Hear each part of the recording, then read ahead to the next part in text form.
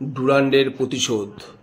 দুবার পিছিয়েও বাগানকে জেতালো দুই বাঙালির গোল। মন ভরল কি সহজ বেলুনের খেলায়?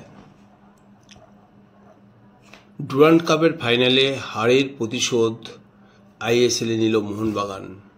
সোমবার যুবভারতীতে নর্থ ইস্ট ইউনাইটেডকে ৩-২ গোলে হারালো তারা।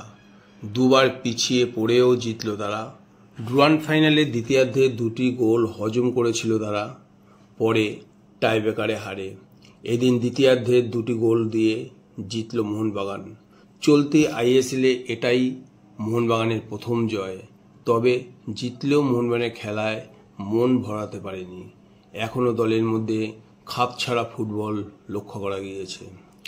সবুজ বেলুনের জয়ে অবদান রাখলেন দুই বঙ্গসন্তান। গোল করেছেন দীপেন্দু বিশ্বাস এবং সুভাশিস বসু। তরুণ দীপেন্দুর উপর বেশ কিছুদিন ধরেই আস্থা রয়েছে কোচ হোসে মলিনার। আগের ম্যাচেও ভালো খেলেছিলেন তিনি। সেই দীপেন্দু গোল করে আস্থার দাম রাখলেন। অন্যদিকে রক্ষণে খামতি থাকায় সমালোচনা হচ্ছিল সুভাশিসকে নিয়েও। তিনিও আপাতত সমালোচকদের মুখ বন্ধ করলেন।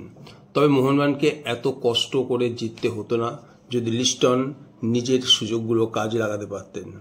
একাধিক সুযোগ নষ্ট করার খেসারত দিতে হয়েছে বাগানকে। নর্থ ইস্টের ম্যাচের প্রথম একাদশে একাধিক বদল করেছিলেন হোসে মলিনা। মাঝমাঠ জমাট করার লক্ষ্যে এনেছিলেন আপুইয়াকে। আক্রমণে জেসন কামিংসের বদলে রেখেছিলেন গ্রেগ স্টুয়ার্টকে। প্রথম মিনিটেই মোহনবাগানের বার কাঁপিয়ে দিয়েছিল নর্থ ইস্ট। ডান দিক থেকে তোলা জিতিনের ক্রস পেয়েছিলেন আলাদিন, তার শট পোস্টে লেগে ফেরে। তবে প্রথম 10 মিনিটেই 2 গোল হয়ে যায়। ডান দিকের উইং থেকে দৌড়ে আলাদিন পাস দিয়েছিলেন মোহাম্মদ আলী বেমামেরকে।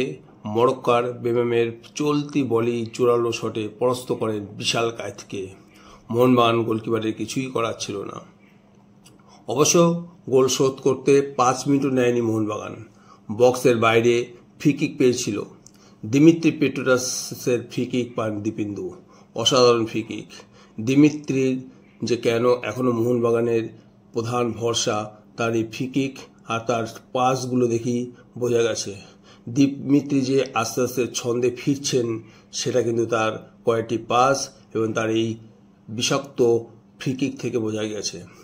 তবে দীপেন্দু বিশ্বাস অসাধারণ গোল করে গুরমিতকে পরাজিত করে এবং মোহনবাগান গোলে সমতা ফেরায়। গোল খেয়ে আরও বেশি আক্রমণ শুরু করে নর্থ ইস্ট। বারবার মোহনবাগান বক্সে ঢুকে তাদের রক্ষণকে ব্যতিব্যস্ত করতে থাকে। সেই আক্রমণের ফলও পায় তারা। 24 মিনিটে এগিয়ে যায় হুয়ান পেদ্রো বেনালির দল। প্রতি আক্রমণ কিভাবে করতে হয় তার একটা উদাহরণ হয়ে থাকতে পারে এই গোল। স্টুয়ার্টের বাঁকানো শট প্রতিহত হয় নর্থ ইস্ট রক্ষণে। সেখান থেকে বল পেয়ে জিতিন নিখুঁত পাস বাড়ান আলাদিনকে। তিনি আবার জিতিনকে ফেরত দেন। সেই বল নিয়ে মোহনবাগানের বক্সে ঢুকে আবার আলাদিনকে পাস করেন জিতিন। চলতি বলে শটে বিশালকে পরাস্ত করেন আলাদিন। এক্ষেত্রে মোহনবাগানের গোলকিপারের কিছুই করার ছিল না। এই গোলে প্রকট হয়ে ওঠে মোহনবাগানের রক্ষণের দৈন্যদশা। কেন শেষ মুহূর্তেও কেউ ট্যাকেল করলেন না জিতিনকে? কেনই বা আলাদিনের শটের সময় টম আলড্রেটস স্লাইড করলেন না তা নিয়ে প্রশ্ন উঠতেই পারে। গোল খেয়ে প্রথমার্ধেই সমতা ফেরাতে তেড়ে ফুড়ে আক্রমণে ওঠে মোহনবাগান। পেট্রোদাসের বল পেয়ে অসাধারণ একটা মাইনাস ছিল পেট্রোদাস। আবার পেট্রোদাস বুঝিয়ে দিল কেন মোহনবাগানের প্রাণ ভোমরা পেট্রোদাস। এই বলে গোল না করাটা মানে অপরাধ, অমার্জনীয় অপরাধ। এটা মাথা ছোঁয়ালেই গোল, কিন্তু মানবীর সেই গোলটাও করতে পারলেন না।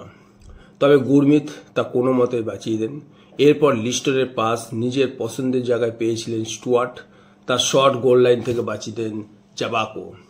দ্বিতীয়ার্ধ শুরু হওয়ার পর থেকে বৃষ্টি নামেছে উভয়টিতে। তার মধ্যেই দুই দল গোলের চেষ্টা করতে থাকে। সফল হয় মোহনবাগান। তবে সেই গোল নিয়ে হালকা বিতর্কও তৈরি হয়েছে। কর্নার থেকে আলড্রেটের হেড অনায়াসে ধরে ফেলতে পারতেন গুরমিত, কিন্তু সেই বল আঙুলের টোকায় উড়িয়ে দিতে চেয়েছিলেন, কিন্তু পারেননি। উল্টে বৃষ্টিতে ভেজা মাঠে পা পিছলে পড়ে যান। গুরমিতের সামনে পেট্রোদাস থাকলেও গোল করতে পারেননি। গুরমিত বল ধরতে চান, তবে কিছু দূর থেকে সুভাশিস দৌড়ে এসে বল জালে জড়িয়ে দেন। মোহনবাগানের খেলোয়াড়রা উল্লাস করতে থাকলেও রেফারিকে ঘিরে তীব্র প্রতিবাদ করতে থাকে নর্থ ইস্টের প্লেয়াররা। গোলের ভেতরে মাটিতে পড়ে গুরমিত আঙুল চেপে কাতরাতে থাকেন। নর্থ ইস্টের দাবি, গুরমিত বল ধরে ফেলেছিলেন, শুভাশিস জোর করে সেই বল গোল করে দিয়েছেন। তারা ফাউলের আবেদন করলেও রেফারি কর্ণপাত করেননি, উল্টো হলুদ কার্ড দেখেন বেবামেরকে।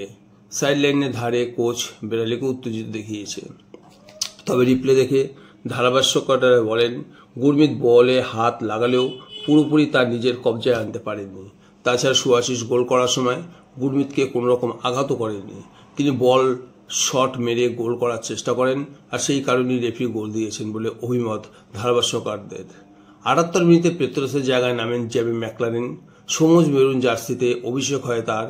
একটি সুযোগ পেলেও শট বাঁচিয়ে দেন আসির আক্তার। তারপরেই গোল করেন মোহনবাগান। বাঁদিকে সাহালের বাড়ানো নিচু ক্রসে কামিন্স অসাধারণ ভলি মেরে গোলটি করেন এবং মোহনবাগানকে 3-1 গোলে জয় এনে দেন। এই জয়ের ফলে আপাতত মোহনবাগান 2 ম্যাচে 4 পয়েন্ট পেয়ে একটা সম্মানজনক জায়গায় এসে গেছে। সমস্ত খেলা দেখে যেটা মনে হয়েছে, নতুন আবিষ্কার দীপেন্দু বিশ্বাস অসাধারণ খেলে গেলেন।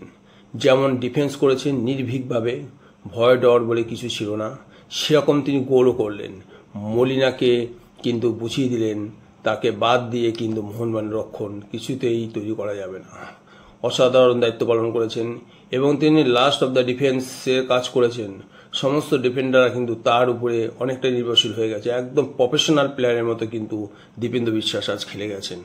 যেভাবে নির্ভরতা দিয়েছেন আলড্রেটকে, যেভাবে নির্ভরতা দিয়েছেন আশিস রায়কে, যেভাবে নির্ভরতা দিয়েছেন শুভাশিস রায়কে, মনে হচ্ছে তিনি হচ্ছে টপ অফ দ্য ডিফেন্ডার এবং লাস্ট অফ দ্য ডিফেন্ডার। এবং কাইতের সামনে বিশাল স্তম্ভ হয়ে দাঁড়িয়ে আছেন, ঢাল হয়ে দাঁড়িয়ে আছেন দীপেন্দু বিশ্বাস। একটা তারকা তৈরি হতে চলেছে মোহনবাগানে। বহুদিন পর মোহনবাগান কিন্তু একটা সত্যিকারের সেন্টার ব্যাক কিন্তু পেয়ে গেল। এবং অনেকে হয়তো বলবে যে আনোয়ার আলীর বিকল্প তৈরি হয়ে গেছে। আমি বলবো বিকল্প না, দীপেন্দু বিশ্বাস নিজেই নিজের বিকল্প।